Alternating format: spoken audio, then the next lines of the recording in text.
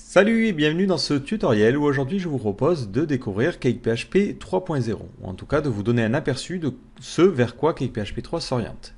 Donc cette version 3, c'est une version qui est dans les tuyaux depuis un petit moment sur GitHub, la branche est apparue il y a un petit moment de cela, et tout récemment ils ont décidé de dévoiler une première dev preview. Donc une dev preview, c'est une version qui est disponible pour les développeurs, qui est une version de preview, donc comprendre par là qu'elle contient encore beaucoup de bugs et qu'elle est incomplète, mais elle permet d'ores et déjà de savoir vers quoi cette nouvelle version s'oriente. Alors ce que je vous propose ici, c'est pas forcément de vous faire un tutoriel sur comment utiliser cette version-là, tout simplement parce que beaucoup de choses risquent de changer d'ici vraiment la première release, et de manière globale, il manque encore des morceaux, donc je pourrais pas vraiment vous faire un tutoriel dessus, mais je voulais vous en parler pour vous expliquer et pour vous montrer les changements qui vont être faits sur cette nouvelle version. Pour ceux qui n'aiment pas forcément la philosophie de CakePHP 2, peut-être ça vous donnera envie d'utiliser cette prochaine version quand elle sortira. Et pour ceux qui ont l'habitude de travailler avec CakePHP, ça sera l'occasion de voir ce qui va évoluer. Alors, pourquoi cette version 3.0 est importante? Le principal problème qu'a CakePHP et qu'il a gardé pas mal de temps, c'est qu'il a voulu garder le support de PHP 4. Alors ce n'est plus le cas maintenant, mais à cause de ce support-là, il a gardé une structure qui était loin de l'objet. Le plus frappant, c'est lorsque vous commencez à travailler avec les modèles et que vous récupérez des informations, on se frappe des gros tableaux qui sont assez pénibles à utiliser, qui sont loin d'être faciles à utiliser, et de manière globale, alors que partout dans tous les autres frameworks, on voit des objets, par exemple si on veut récupérer un champ, on voit ça, dans CakePHP, on est obligé de se frapper ces tableaux-là qui ne sont pas du tout faciles à utiliser. Donc cette nouvelle version va permettre de recommencer du début. Et là où il y a des gros changements, vous allez le voir, c'est tout simplement au niveau de l'ORM. Donc le système qui permet de faire une abstraction de la base de données a été complètement changé pour quelque chose qui est plus nouveau. L'autre truc plutôt intéressant, c'est le fait qu'ils utilisent maintenant tous les standards que l'on voit à l'heure actuelle. Donc pour installer le framework, vous allez le voir, c'est beaucoup plus simple. Alors, le premier changement, c'est tout simplement le support de Composer. Pour ceux qui ont essayé d'installer CakePHP 2 avec Composer, c'était pas très stable au niveau de l'autoload, ça marchait pas terrible. Là, maintenant, c'est vraiment supporté. Donc CakePHP se sépare en deux parties. Vous avez d'abord le dépôt CakePHP qui contient les sources. Donc vous voyez qu'ici on n'a pas de dossier app, et en fait il y a un autre dépôt qui va contenir un squelette d'application, et c'est là où vous allez avoir vos différents dossiers. Donc maintenant, lorsqu'on va vouloir installer CakePHP, on pourra taper une ligne dans le Composer, ou partir de cette base-là, donc la télécharger. Voilà. La dézipper n'importe où, donc moi je vais le mettre ici. Voilà, je vais ouvrir les deux dossiers qui m'intéressent sur Sublime Text 2. Et après, pour pouvoir utiliser le framework, il va falloir l'installer. Donc je vais me rendre dans mon dossier qui contient mon framework. Donc c'est le dossier lab et ensuite CakePHP. Et il suffira de faire Composer, install. Et automatiquement, ça va aller installer la version qui correspond. Donc l'avantage, c'est qu'on n'a plus à se prendre la tête. Automatiquement, ça ira télécharger la dernière version. Et même pour faire des mises à jour, ça sera beaucoup plus simple. Donc automatiquement, ça télécharge Composer et ça télécharge CakePHP et les différentes dépendances. Donc là, pour l'instant, je ne crois pas qu'ils aient beaucoup de dépendances. Mais vous allez voir dans le dossier vendor, donc on a le dossier CakePHP qui a été créé. Et dedans, on a les différentes sources. Donc l'avantage qu'a Composer, c'est que du coup, on va pouvoir utiliser dans le framework CakePHP n'importe quelle librairie. Ça utilise le système de namespace et on va pouvoir les charger très rapidement. Ça, c'est vraiment un très bon point. D'ailleurs, on va regarder vite fait ce qu'on a sur cette structure de base. On va regarder un premier contrôleur. Alors, on va prendre le page contrôleur. Je vais supprimer les commentaires. Bon, c'est quelque chose que je ne fais pas d'habitude, mais pour qu'on y voit un petit peu plus clair. Donc, qu'est-ce qu'on remarque? On remarque pas beaucoup de changements au niveau de la structure. C'est toujours la même chose. Mais on remarque l'utilisation des namespaces. Donc ça, c'est une très bonne nouvelle, parce que si on n'utilise pas les namespaces, on a de fortes chances que des classes rencontrent des collisions, que des classes qui ont le même nom ne fonctionne pas, ce qui était assez récurrent dans les anciennes versions. Là, avec les namespaces, on reste organisé. C'est un petit peu plus chiant, certes, parce qu'on va devoir écrire des trucs en plus, ça je vous le cache pas, mais c'est beaucoup plus pratique pour fonctionner. Donc ce que je vais faire ici, je vais créer ma première application, donc je vais me remettre sur ce dossier-là. Alors je vais modifier la configuration. Donc au niveau de la configuration, il y a assez peu de changements, si ce n'est que tout ce qui concerne la base de données, il n'y a plus de fichier database.php, ça va directement dans app.php qui configure l'ensemble de notre application. Et là, si on cherche quelque part, voilà, il y a un truc pour MySQL. Bon, c'est pas sûr qu'il garde ça, mais là c'est vraiment pour l'exemple. Donc on va mettre login root, j'ai pas de mot de passe, la database, on va dire qu'elle s'appelle tuto, et on est parti. Donc je vais me créer un premier petit contrôleur.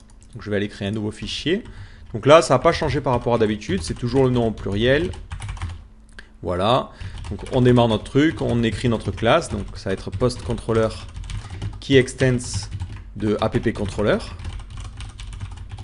Mais attention, comme c'est le cas dans page controller, il faut préciser dans quel namespace on va travailler. Donc là, c'est dans le namespace app. Donc le namespace app, c'est celui qui correspond logiquement à votre application. Si vous voulez charger quelque chose dans le core, ça sera cake, slash et ainsi de suite. Donc là, nous, pour l'instant, on n'a besoin de rien d'autre.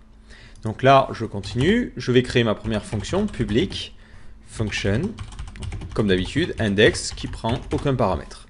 Et là, imaginons, je veux récupérer les derniers articles. Donc je vais avoir besoin... Et si je veux envoyer des variables à la vue, je fais vis, set, comme d'habitude. Hein, vous voyez, on n'est pas trop perdu. Globalement, sur l'ensemble du framework, il n'y a pas des gros changements qui ont été faits de logique, mais il y a des objets qui ont été complètement modifiés. Donc là, on va l'appeler titre, ou title, et on va mettre mon titre. Voilà. Et maintenant, je vais créer la vue qui correspond. Et là, il y a le premier changement qui apparaît, c'est que les vues ne vont plus dans le dossier view, mais dans le dossier template.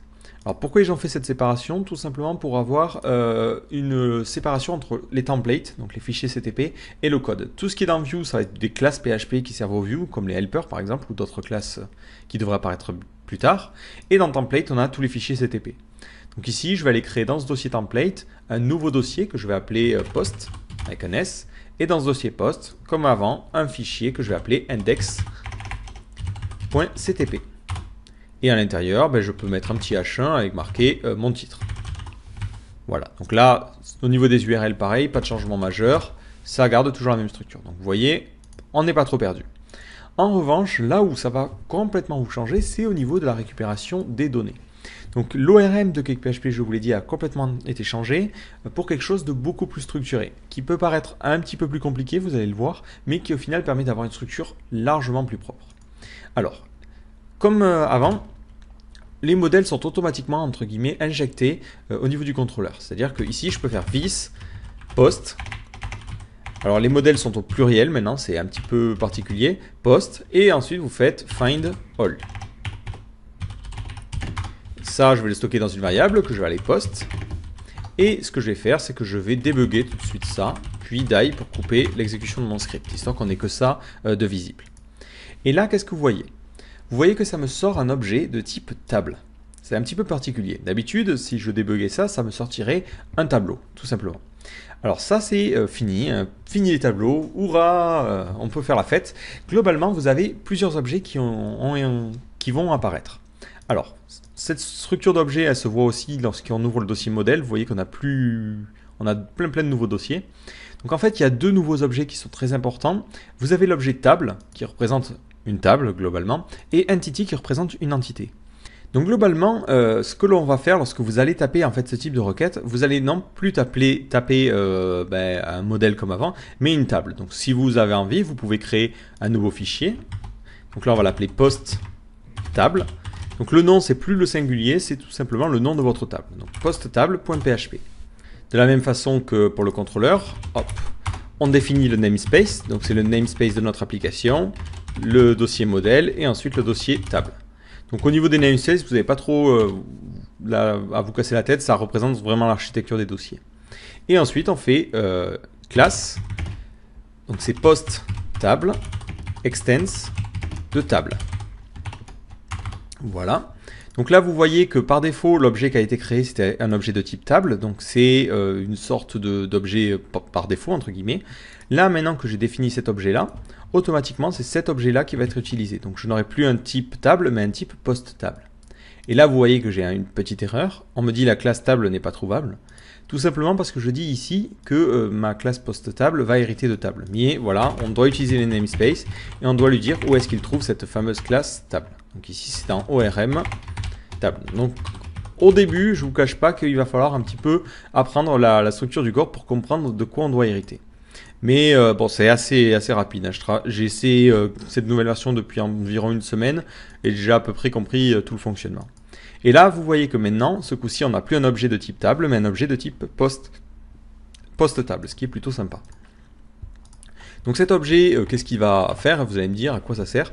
C'est celui qui va définir toutes les associations. Par exemple, il a une fonction initialize qui prend en paramètre une configuration. Et cette fonction va pouvoir définir des relations. Donc là, par exemple, on va dire que nos articles, ils belongs to une catégorie. Donc là, c'est au pluriel, categories. Voilà, donc là, on va pouvoir définir comme ça plein d'associations, on va pouvoir rajouter des behaviors. Donc tout ça va se faire dans ce nouvel objet table. Bon, grosso merdo, on peut dire, alors à prendre vraiment avec des pincettes, hein, mais on peut dire que c'est l'équivalent de ce qu'on avait au niveau des modèles avant. Donc là, au niveau de notre poste, je peux ensuite mettre différentes conditions. Donc comme avant, vous pouvez créer un tableau. Donc ici, on va pouvoir...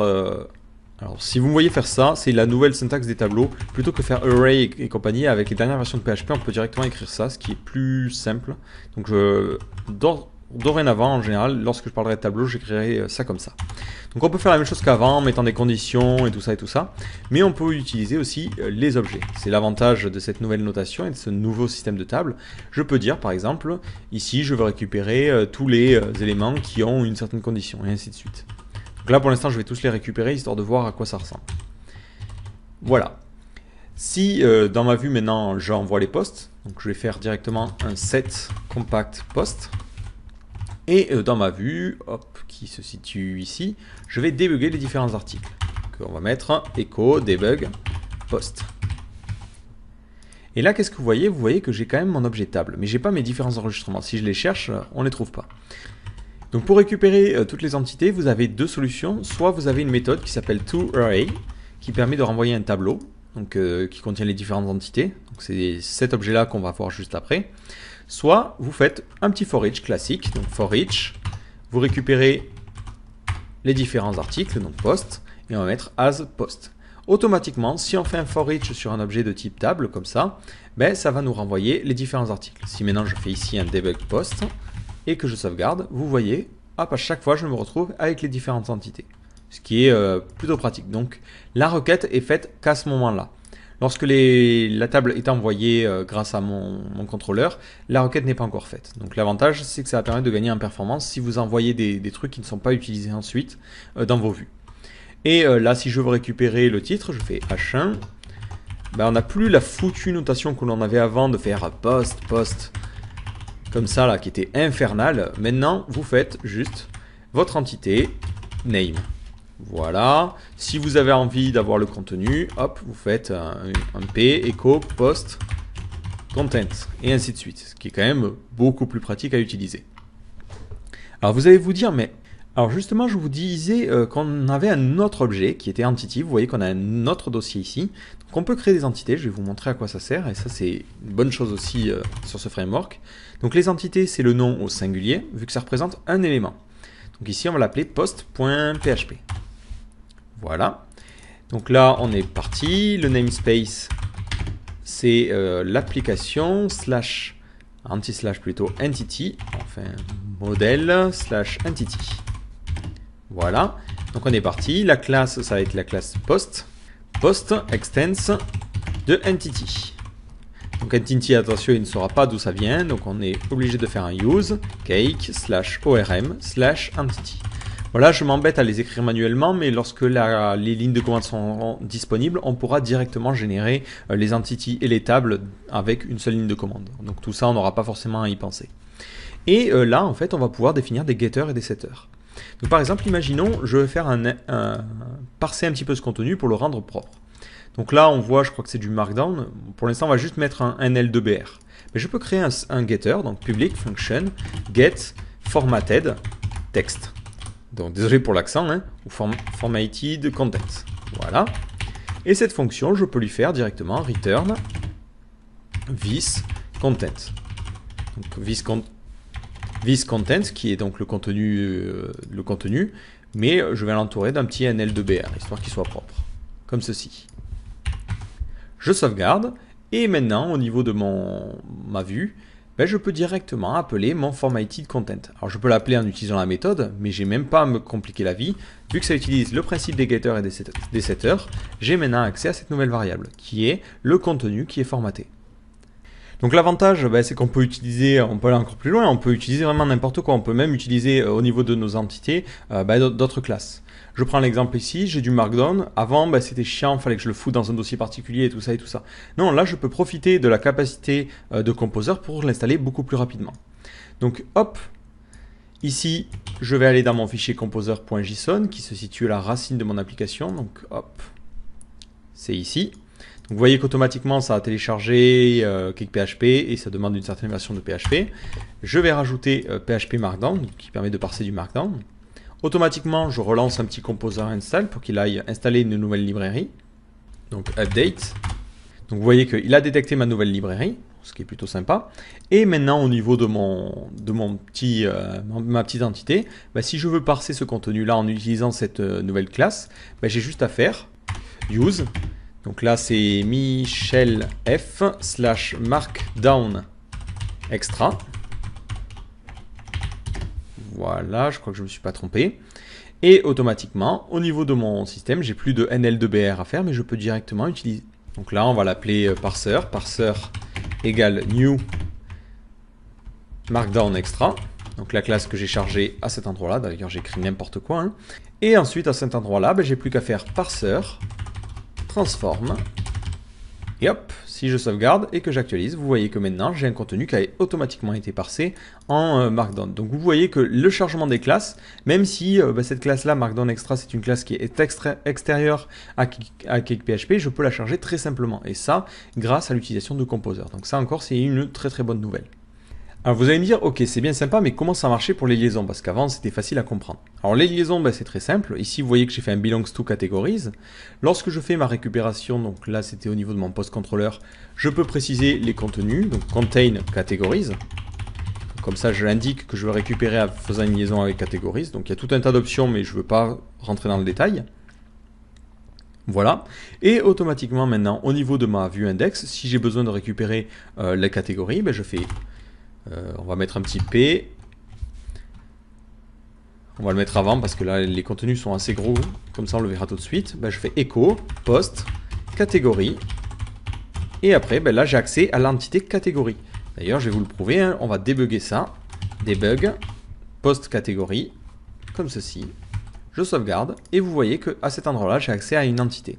Alors c'est une entité neutre qui est extraite de l'entité basique parce que je n'ai pas créé de classe. Mais si je crée une nouvelle classe, ce que je vais faire tout de suite, donc là j'ai mon modèle post, hop, je vais aller créer une nouvelle classe catégorie.php. Donc là au niveau du namespace, je retire mon système de Markdown, j'en ai pas besoin. Et ici mon entité, je vais l'appeler catégorie. Je sauvegarde. Et ici en plus je crée aussi une nouvelle table. Donc là hop, on est parti, je duplique mon post table. Voilà, en mettant tout au pluriel. Ici, ça ne sera pas post, mais categories. Et au niveau de l'initialize, je vais dire que ça a plusieurs as many posts. Donc voilà, au niveau de la syntaxe, c'est pas très dur à appréhender. Si maintenant je réactualise la page, vous voyez que ce coup-ci, ce n'est plus une entité basique qui a été utilisée, mais c'est directement ma nouvelle entité catégorie. Donc l'avantage, c'est qu'ici, je peux aussi définir des getters et des setters, ce qui n'était pas forcément le cas des associations avant. Si on avait des after save ou des before find et compagnie, ils n'étaient pas utilisés sur les tables de liaison. Là, l'avantage, c'est qu'avec cette structure objet, on va toujours pouvoir garder un code beaucoup plus propre. Donc là, hop, je vais laisser, et si je veux récupérer juste le nom, je fais post catégorie name. Voilà. Et vous voyez, maintenant j'ai catégorie 1, catégorie 2. Donc les liaisons seront toujours simples à faire et vous voyez qu'au niveau de la syntaxe, c'est beaucoup plus clair. Si j'avais à le faire avant, je me retrouverais à faire post, name, comme ça. Vous voyez qu'en plus, une fois sur deux, je me gourde dans les parenthèses et tout, c'est beaucoup plus chiant à écrire. Et avant, j'aurais été obligé de faire ça. Voilà, donc vous en conviendrez, c'est pas forcément très pratique. Alors maintenant, on va juste faire un petit lien pour voir. Alors ici, je vais juste tronquer le texte parce que c'est pas forcément super agréable d'avoir des très longs textes.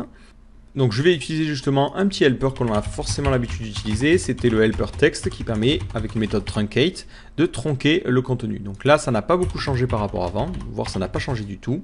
Ça fonctionne toujours comme ça. Donc là, au niveau du titre, je vais mettre d'ailleurs que le titre, je vais mettre un lien. Alors pour les liens, vous avez au niveau du routeur pas de changements majeurs qui ont été faits, donc il y a toujours les namespaces qui... Mais ensuite, hop, si on descend, on a le truc classique. si ce n'est qu'on a la possibilité de me donner des noms à nos vues. Donc là, par exemple, je peux faire, enfin nos routes plutôt, routeur de point connect. On va dire que c'est pour voir un article, donc ça va être blog slash deux points le slug de l'article tiré deux points l'id. Voilà, donc là on définit le contrôleur, ça va être le contrôleur post. L'action, ça sera view. Voilà, ça n'a pas changé. Ensuite on indique ce que l'on veut passer, donc on va passer seulement l'id. Et on peut mettre des conditions en disant je veux que l'id ait ce format-là et ce format-là, ce format-là. Bon là c'est pas trop ce qui nous intéresse. Et surtout ce que je peux faire c'est rajouter un paramètre qui va s'appeler name. Et là on va l'appeler single. Et en fait on va pouvoir donner un nom à notre route. Et l'avantage c'est qu'ensuite je peux utiliser cette URL très simplement en faisant, hop, en entourant mon lien. Hop, enfin mon titre d'un lien et en mettant ici echo vis html. URL, en précisant en premier paramètre le nom de mon URL et ensuite en envoyant les différents arguments. Donc là, ça serait directement le slug, ça serait id, enfin, d'abord l'id post id et ensuite le slug. Donc slug post slug. Voilà, donc là, bon, vous voyez qu'au final, on a une URL plus propre. L'avantage, c'est que comme ça, bon, vous pouvez changer les actions et tout dynamiquement. Et ça permet d'éviter de se frapper toute l'arborescence. Là, il sait directement quel lien correspond. Donc là, c'est pas une méthode que je trouve optimale. Idéalement, si j'avais à le faire, je préférerais générer l'URL dans l'entité.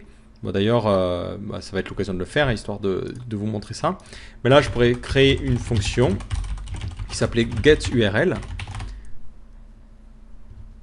Voilà, et dans ce getURL, je pourrais récupérer les différents paramètres. Donc là, ça retournerait ça en fait. Hop. Ça utiliserait le routeur, donc là c'est routeur, URL de ça. Sauf que là, au lieu de post, c'est directement vis. Et là, je peux directement retourner le résultat. Et, et l'avantage, c'est qu'après, au niveau de mon index.ctp, j'ai juste à mettre echo post URL. Et vous voyez qu'on a toujours au niveau des vues comme ça un code qui est encore plus propre. Alors ça va provoquer toujours et encore un problème parce qu'il ne va pas savoir où trouver la classe routeur. Donc là je vais me prendre ce qui est ici. Voilà, elle se situe à cet endroit là. Et au niveau de mon modèle, enfin de mon entité, je charge toutes les classes dont j'ai besoin. Et comme ça évite les problèmes. Et vous voyez là, j'ai un code au niveau des vues qui est propre, j'ai une entité qui est bien organisée, je pourrais même utiliser des traits pour partager ce genre de paramètres, mais voilà, on a quelque chose de très très organisé. Si maintenant je veux voir cet article là, pas de problème, hop, pareil, au niveau de mon contrôleur je crée une nouvelle fonction, et vous allez voir que c'est encore plus simple qu'avant, j'ai juste à faire post, égale vis, ma table, post, find. Alors si vous voulez charger des tables dynamiquement, ce que vous pouvez faire, c'est utiliser ce qu'on appelle un table registry. Donc c'est table registry qui va contenir un registre des différentes tables, très logiquement, et faire ça. Donc évidemment, si vous tapez ça directement, boum, vous allez tomber sur une erreur. Table registry, c'est disponible normalement dans l'ORM. Donc vous faites use ORM / cake / ORM / registry, table registry. Voilà. Et après, c'est table registry, get. Voilà. Et là, on obtient à peu près le même résultat. Mais ici, c'est pas ce qui nous intéresse. Donc, nous, on va toujours utiliser la vieille syntaxe. Alors, je vous donne ça parce que je suis pas sûr que ça, là, ce que je suis en train d'écrire, ça reste. Et on peut faire directement get id. Et là, de la même façon, on peut mettre des conditions, des contain. Donc là, par exemple, je vais préciser que ça contient des catégories. Et après, j'envoie ça à la vue. Set post. Bon, il faudrait faire plus de vérification et tout, mais le but, encore une fois, c'est de vous faire découvrir cette nouvelle version. Et là, je vais aller créer la vue qui correspond. Donc, c'est dans le dossier template, c'est dans le dossier ensuite post, et c'est le fichier qui s'appelle view.ctp. Et là, on va faire quelque chose de simple. J'affiche le nom, j'affiche le contenu. Hop. Donc là, c'est echo post formatted _ content. Donc, vous voyez l'avantage, hein, c'est je réutilise le même code à plusieurs endroits. Et tout au-dessus, on va afficher la catégorie entre DEM, catégorie, hop, post, catégorie,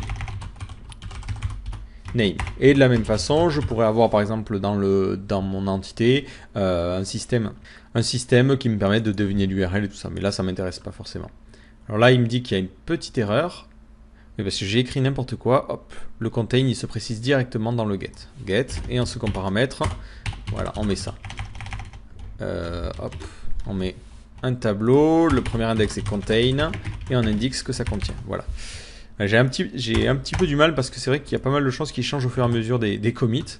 Donc là, il y a des trucs que j'ai pris l'habitude de faire qui ne fonctionnent plus. Voilà. Et vous voyez qu'au final, on a notre contenu qui est plutôt bien organisé. Alors, certains d'entre vous me diront, mais qu'est-ce qui se passe si je mets une idée incorrecte? Ben, l'avantage, c'est qu'automatiquement, la fonction get, en tout cas la méthode get au niveau des tables, renvoie une exception de type je sais plus quoi. Ça doit peut-être être indiqué là, je sais plus. Mais par défaut, cette exception, si elle n'est pas prise en compte, c'est-à-dire si vous ne faites pas un try et catch, ben, automatiquement, elle renvoie une erreur 404. Donc on n'a même pas à vérifier si ça existe ou pas. Automatiquement, ça va bloquer l'exécution du script et ça va renvoyer une erreur 404. Donc au niveau du code, ça veut dire qu'on aura encore moins de code à écrire. Et ça, c'est plutôt cool. Et de la même façon, et ce système d'entité, on va le retrouver partout. C'est-à-dire que si vous voulez faire une sauvegarde, ben, ce que vous pouvez faire, c'est faire $post. On va lui définir une variable différente. Par exemple, on va lui définir un nom, set name, et on va mettre mon nouvel article. Et ensuite, vous sauvegardez en utilisant la table, this, post, save, et vous allez sauvegarder directement votre entité. Vous n'allez pas vous prendre la tête à définir un tableau ou quoi que ce soit. Vous sauvegardez et automatiquement, poum, vous voyez là, il y a marqué mon nouvel article. Je n'ai même pas à refaire un find parce qu'automatiquement en s'étant, ça à la fois ça fait la sauvegarde au niveau de la base de données, mais ça a transféré cette variable au sein de mon objet. Et de la même manière, tout a été séparé de la même façon. Par exemple, si on veut valider des données et on veut vérifier que cet article-là n'est pas vide, ce qu'on peut faire, c'est créer une validation. Et on peut la créer carrément à la volée. On n'a plus besoin d'utiliser un modèle, d'utiliser quoi que ce soit. Donc c'est pratique pour des traitements de formulaires qui ne sont pas directement liés à une base de données. Donc là, on utilise le système de namespace pour charger les classes que l'on veut charger. Donc là, c'est validation validator. Et dans mon contrôleur, si je veux valider des données, je fais juste validator égale new validator. Voilà. Et ensuite, je peux faire validator et on valide par exemple la présence d'un certain objet. Validate présence of name. Voilà. Et si... Voilà, et on peut vérifier que par exemple ce n'est pas vide. Donc là, on va mettre... $validator add pour rajouter une règle. Donc la règle c'est sur name et la règle ça sera not empty. Voilà. Si maintenant j'envoie des données, donc on va imaginer des données bidons, on va faire $data égale array, on va mettre un title, salut, et un content, les gens. Mais on ne va pas mettre de name. Ce que je peux faire, c'est directement faire validator errors. Hop. Et là, ce que j'envoie en paramètre, c'est tout simplement nos petites données. Si maintenant je débug ça, ou que je stocke ça dans une variable, et que je fais debug errors, ça va me permettre de valider les données et de vérifier s'il se passe des trucs. Et là, vous voyez que c'est bien le cas. On me dit, attends, le champ named, il était required, c'est-à-dire qu'on en avait besoin. Donc je pourrais rajouter des messages ou rajouter des choses comme ça, mais voilà, là c'est pour vous expliquer la base. Et l'avantage, c'est comme ça qu'on a tout séparé en objets. Et que l'on peut, de la même façon, définir ces règles de validation directement dans une table ou dans une entité. Bon, ça serait un petit peu bizarre, mais voilà, le framework arrive avec plus de séparation, un truc un petit peu plus modulable que ce qui était avant.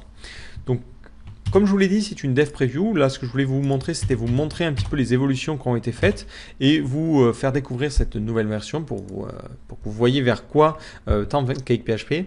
Donc, globalement, ça va rester la même philosophie, c'est-à-dire d'avoir un code qui soit le plus simple à écrire, le plus rapide à écrire, mais en ayant un framework qui est beaucoup plus modulable qu'avant et qui utilise vraiment les dernières conventions et les dernières normes.